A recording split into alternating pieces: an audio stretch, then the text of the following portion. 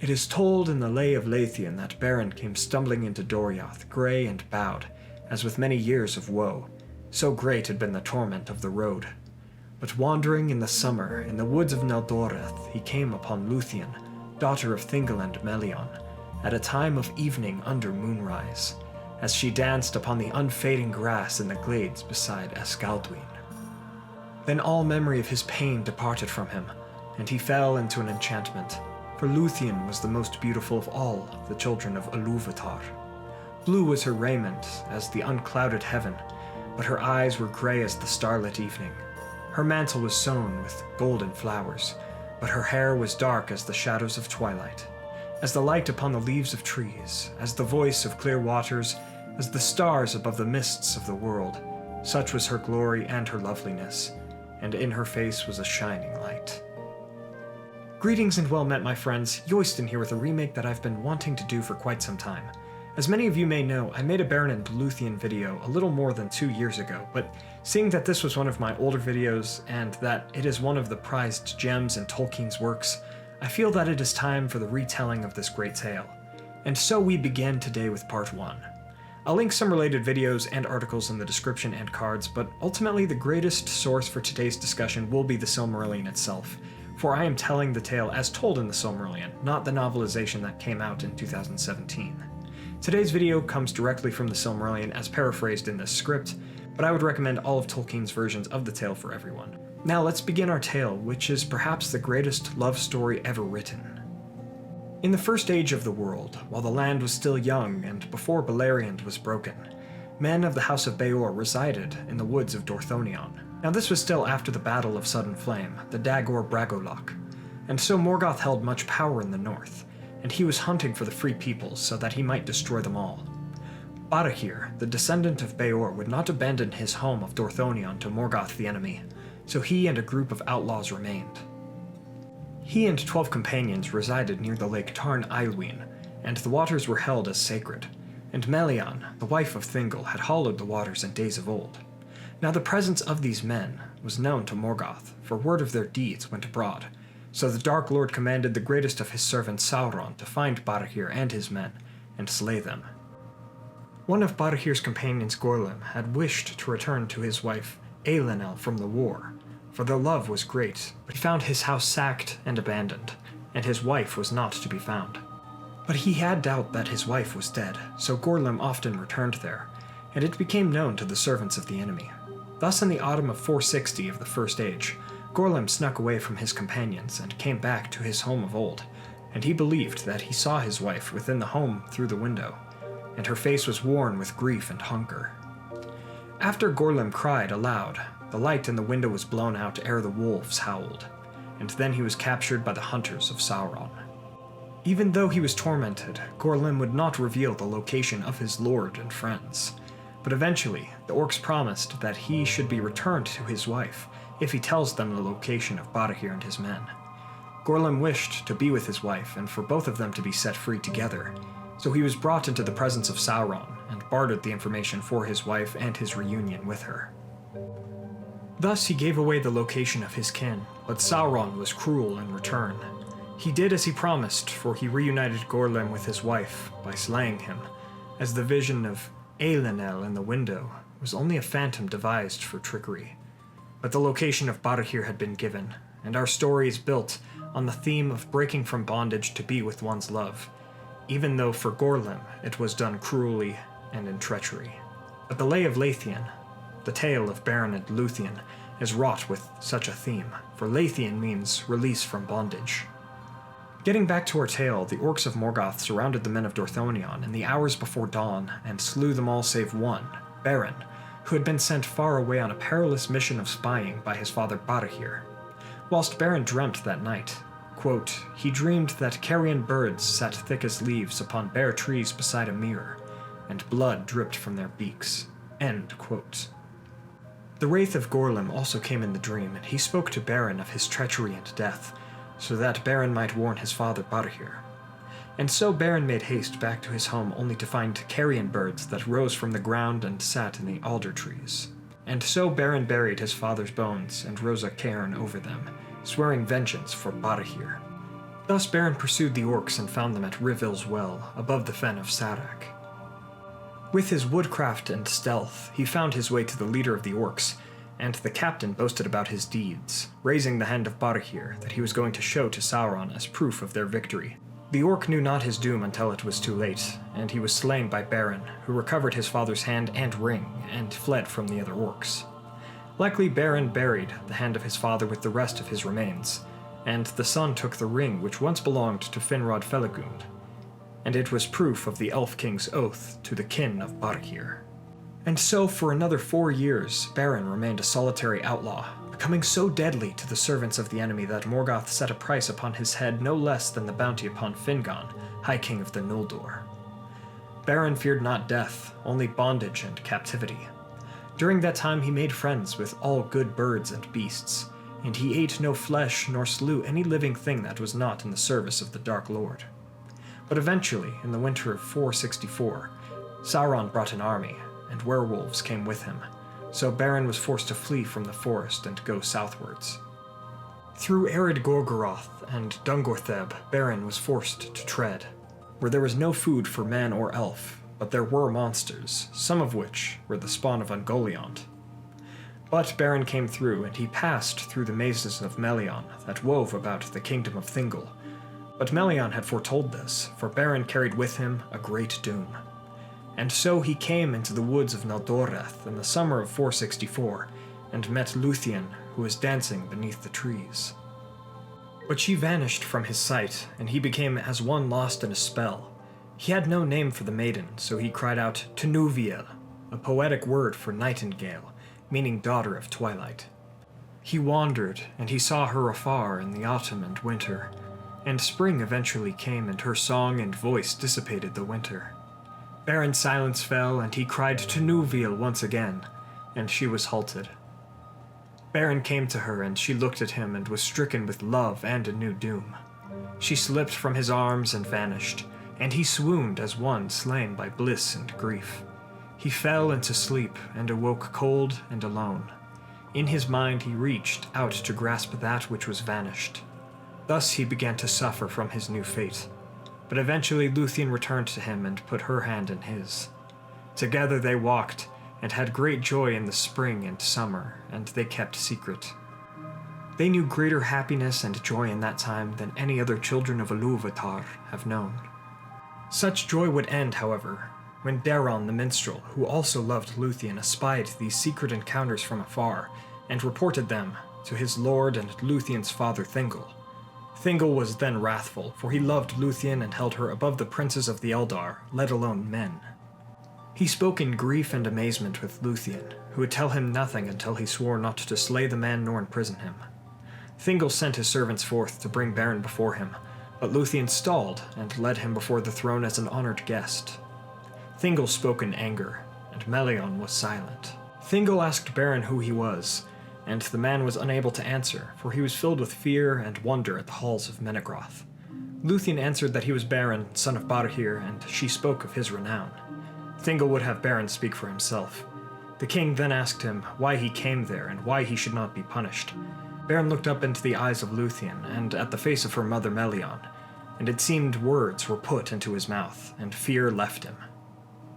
Answering with pride and telling of his perils, Beren said nothing would keep him from Lúthien, the treasure he desired. For his insolence the hall grew silent, and many were afraid he would be slain. Thingol said that he would not slay him, though he earned it, for Thingol had sworn a hasty oath. He insulted Beren, but Beren replied that he could be given death earned or unearned, but he would not be named the insults Thingol had given him. For Beren spoke of his house, his father, and the ring given to his father by Finrod Felagund.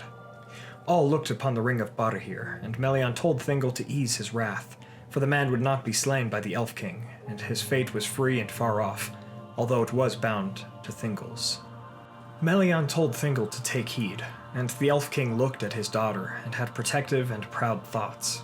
Breaking the silence, Thingol said that the deeds of Beren's father would not be enough to win his daughter, and he too desired something.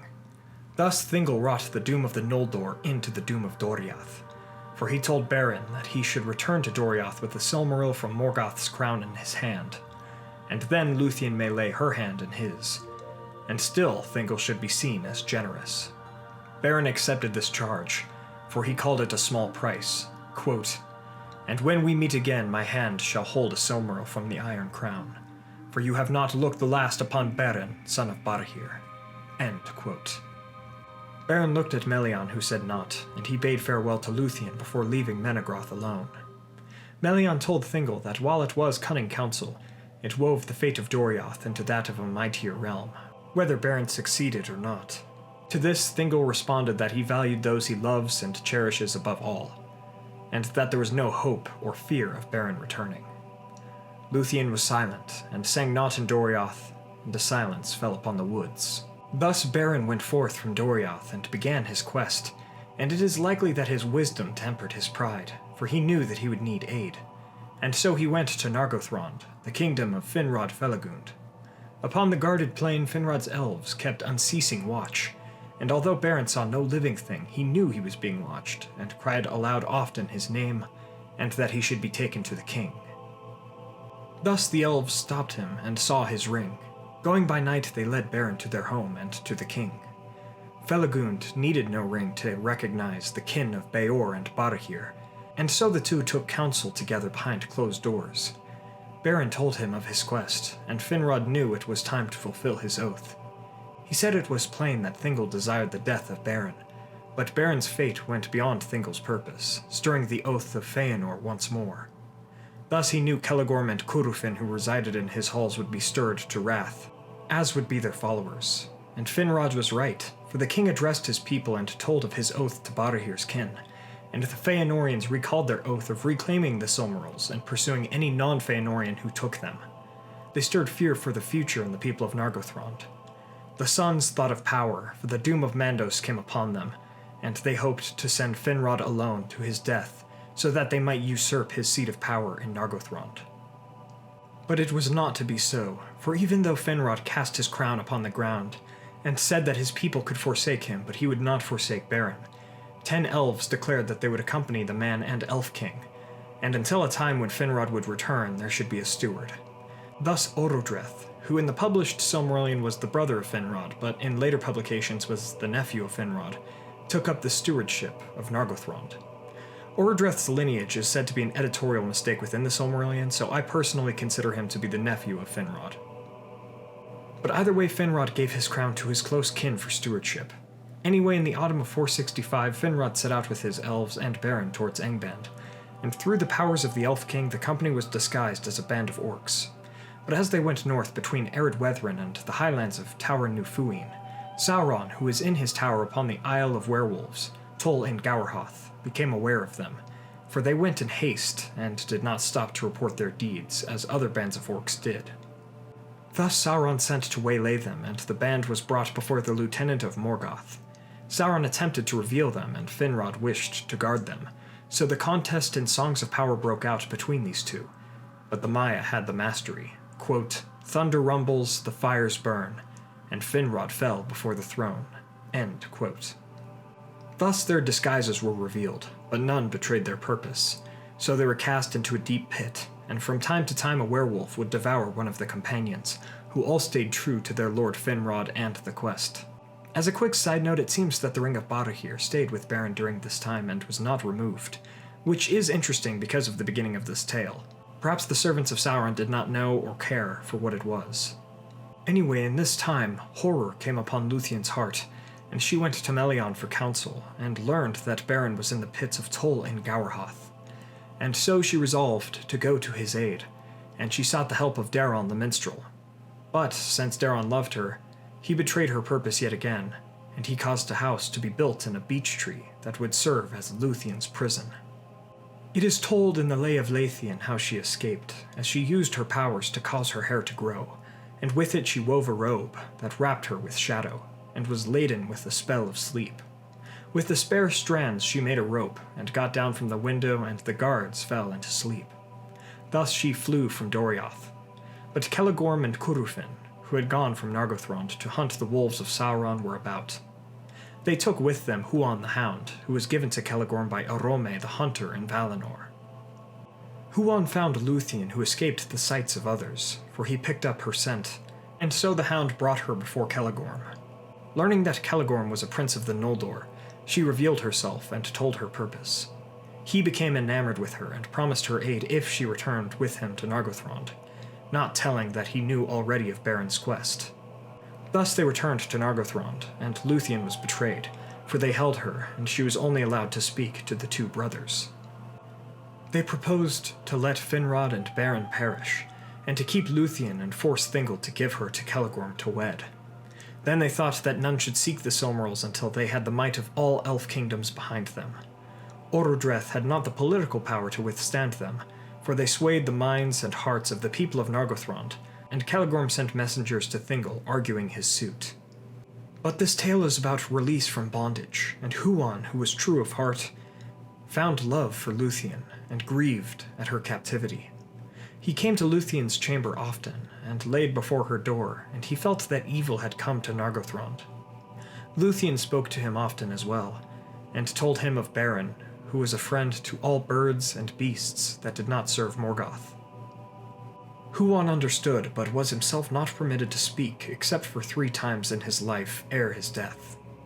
Huan spoke for the first time one night, for he brought Lúthien her cloak, and gave her counsel. Then he led her through secret paths out of Nargothrond, and bore her north as her steed with great swiftness. At this time only Beren and Finrod remained alive in the pits, and Sauron wanted to keep the Elf Lord for last, for he perceived that he was a Noldo of great might and wisdom, and that the secret of this errand laid with him. But when the wolf came for Beren, Finrod used his power to burst forth from his chains, and he slew the beast with hands and teeth, but he met his own end there, and bade farewell to Beren after he had fulfilled his oath. And in that hour Lúthien and Huan came, and upon the bridge that led to Sauron's Isle she sang a song that could not be hindered by walls of stone. Beren heard, and saw the stars above him, and heard the nightingales singing in the trees. Beren answered in a song of challenge, made in praise to the 7 stars and the sickle of the Valar that Varda had put in the north, as a sign for the fall of Morgoth. Beren's strength left him, and he fell into darkness. Lúthien heard his answer and sang a song of greater power. Wolves howled, and the island trembled. Sauron in his tower was glad at hearing her, for he hoped to make her a captive for Morgoth. Thus he sent wolf after wolf to the bridge, each of whom Huan slew silently. Huan slew all of them, and eventually Sauron sent forth Draugluin, the sire of the werewolves of Angband. Their fight was long and brutal, but eventually Draugluin returned to Sauron, and told him of Huan before dying at his feet. Sauron knew, as did many others, that Huan was to be slain by the greatest wolf that ever lived, and Sauron thought it could be him, for he turned himself into the mightiest werewolf that had yet walked the earth. The horror of his coming was so great that Huan leapt aside, and then Sauron sprang towards Lúthien, and she fainted before his menace and breath. But Lúthien cast a fold of her cloak before his eyes, and a drowsiness came upon Sauron. That is when Huan jumped upon him, and the battle took place. Howls echoed far off, and the watchers on the walls of Ered Weathrin were dismayed. But Huan retained the mastery, and Lúthien threatened to send Sauron back to Morgoth as a ghost to endure his never-ending wrath unless she was given the mastery of the tower. Sauron relented, and Lúthien had won through the prowess of Huan, and Sauron was released. Sauron took the form of a vampire and fled, going to Tower Nufuin, the forest of Dorthonion, which had been the forest where Beren once dwelt. Thus the gates and walls were thrown down, and the pits laid bare. Many were freed and went forth, but Beren did not. Huan and Lúthien searched for him, and Lúthien found him mourning by Felagund, and he laid still. Lúthien thought he had perished, and wrapped her arms around him and fell into dark forgetfulness. But Beren returned to the light, and lifted her up, and they looked upon each other. And the day came and shone upon them. That is where we will end today's portion of the tale, and I shall return next week with the second part. For although Beren and Lúthien were reunited, the most dangerous part of their tale still lies ahead, as Beren has an oath to fulfill. From this part of the tale of Beren and Lúthien, we see the strength of pure love and friendship. Without the aid of Finrod and Huan, the 2 children of Ilúvatar would have found ill fates, but it is their love that binds this tale of release from bondage together. We shall see these themes present once again in the next part. Thank you all so much for watching. I hope you guys enjoyed this episode. If you did, please be sure to hit that like button and share this with a friend. Let me know any thoughts, questions, additions, and corrections to this part of the story in the comments below. Please check out the Silmarillion for the direct source of today's video, for my videos can only do the source material so much justice, and it is definitely worth the read. Also, please check out our music channel and the new song therein, Facebook, Twitter, merch, and Patreon for our podcasts and Discord server in the description, and don't forget to subscribe and hit that bell button to join the Men of the West and all of the Free Peoples today. My friends, I will see you all again next week with part 2 of the tale of Beren and Lúthien, but for now, thank you all so much for joining me on this adventure. Until the next one, my great friends.